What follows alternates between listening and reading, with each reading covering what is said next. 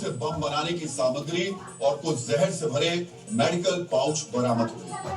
Iran की सुरक्षा एजेंसियों ने इन गिरफ्तारियों को लेकर जो जानकारी मीडिया के सामने रखी, उसके मुताबिक हमलावरों की ऐसी कई सेल पूर्वी बॉर्डर पर सक्रिय थी। ईरानी इंटेलिजेंस को इन संदिग्धों से जुड़ी पहली खबर 3 जनवरी को मिली थी। ये वही वक्त है जब ईरान में खामनेई के खिलाफ प्रदर्शन तेज होने शुरू हो गए थे। पूर्वी बॉर्डर पर किए गए ऑपरेशन में अब तक 200 संदिग्ध पकड़े जा चुके हैं और इनके 273 इनसे ऑटोमेटिक हथियार बरामद हुए। ईरान का दावा है कि बरामद किए गए हथियार अमेरिका और इजराइल में बने हुए हैं। ये मित्रों, ईरान की सुरक्षा एजेंसियों के इस ऑपरेशन से 2 बड़ी जानकारियां सामने आई।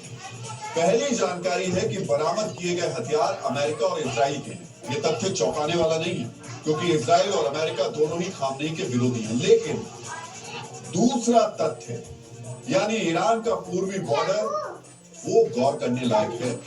मित्रों, ईरान अपना पूर्वी बॉर्डर पाकिस्तान के साथ साझा करता है। ईरान और पाकिस्तान का ये बॉर्डर तकरीबन 909 किलोमीटर लंबा है।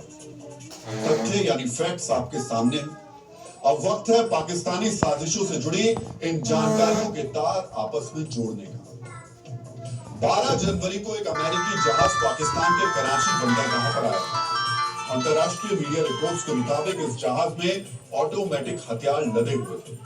13 जनवरी को मुनीर हुक्म दिया था और आज यानी 14 जनवरी को ईरान पाकिस्तान बॉर्डर से ही हथियारबंद संदिग्धों की गिरफ्तारी होती है। मित्रों, ये सभी तथ्य साफ साफ बताते हैं इन प्रदर्शनों की आड़ में अमेरिका को खुश करने के लिए आखिर ईरान के बड़े राजनीतिक किरदारों को निशाना बनाने की बहुत मुमकिन है। जिस साजिश का ईरान ने पर्दाफाश किया, उसका निशाना ईरान के सुप्रीम लीडर अयातुल्लाह खामनेई है। पाकिस्तान से हुई साजिश सिर्फ हमारा आकलन नहीं है। ईरान के पूर्व सुप्रीम लीडर अयातुल्लाह खामनेई के पोते हसन खामनेई भी कह रहे हैं कि ईरान के खिलाफ पड़ोसी देश को भी हसन खामनेई का बयान बेहद गौर से सुनना और समझना चाहिए। इसमें कोई शक नहीं है कि ईरान में बड़े प्रदर्शन हो रहे थे, लेकिन 10वें दिन के बाद जो कुछ हुआ वो ईरान के लोगों का मूल स्वभाव नहीं कहा जा सकता। ईरान के लोग गुस्से में भी अति हिंसक कदम नहीं उठाते हैं। हमारे आसपास कई ऐसे देश हैं जो ईरान को नुकसान पहुंचाने की फिराक में हैं। ये मित्रों, क्या आपने ध्यान दिया? अमेरिका और इजराइल को ईरान का दुश्मन माना जाता है, लेकिन हसन खामनेई ने उनका नाम नहीं लिया। हसन ने सीधे सीधे ईरान के पड़ोसियों को इन हालात का जिम्मेदार ठहराया, जिनमें से एक पाकिस्तान भी है। अपने दोस्तों को दगा देना पाकिस्तानी सिस्टम की पुरानी फितरत है, लेकिन फील्ड मार्शल आसिम मुनीर एक कदम आगे निकल गया। अमेरिकी डॉलर को हासिल करने के लिए मुनीर ने दीन और ईमान को गिरवी रख दिया।